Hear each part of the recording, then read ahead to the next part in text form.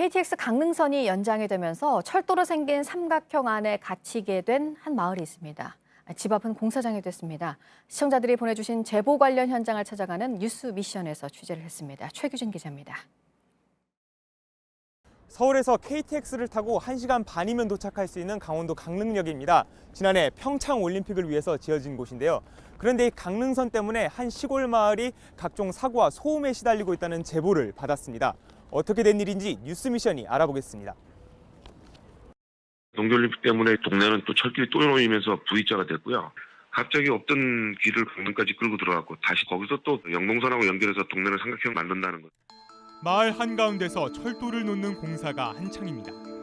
올 연말까지 강릉선과 영동선을 새로 연결하는 겁니다. 이 길을 따라 끝에 보이는 건널목이 강릉역에서 출발해 동해안을 따라 달리는 영동선입니다.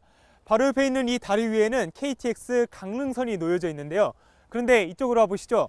반대쪽에도 강릉선과 영동선을 잇는 또 다른 철도가 건설되고 있습니다. 이 철도가 완성되고 나면은 제가 서 있는 이 마을은 철도 삼각형 안에 고립되게 됩니다.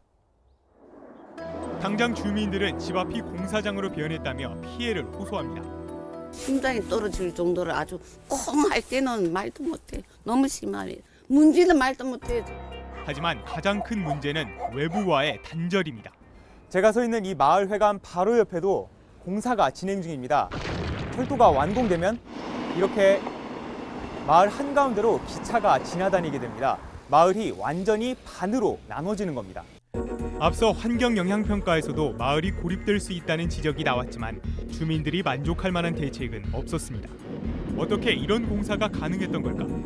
공사 담당자를 만나봤습니다. 주민 협의가 모두 끝나 문제가 없다고 말합니다. 가장 많은 피해를 보고 있는 거는 맞는데 어떻게 보면은 이 부분이 전체 마을 지역 주민들하고 다 협의가 된 사항입니다. 하지만 주민들은 제대로 된 설명 없이 토지를 수용당했다고 주장합니다. 협의를 거쳐서 공사를 시작할 거니까 염려하지 마시라 그래놓고 지금 벌써 몇 년 안 됐지만 동네에서 떠나가신 분들이 계시거든요. 4,700여억 원이 들어가는 큰 공사지만 예비 타당성 조사에선 낙제점을 받기도 했습니다. 주민들은 지금이라도 제대로 된 협의를 하자는 입장입니다. 하지만 철도시설공단은 이미 시작된 공사를 늦출 수 없다고 설명합니다.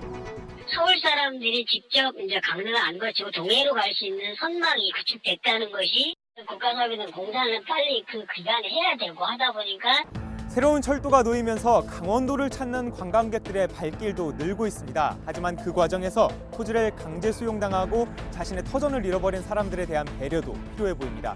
부르면 달려갑니다. 뉴스미션 최규진입니다.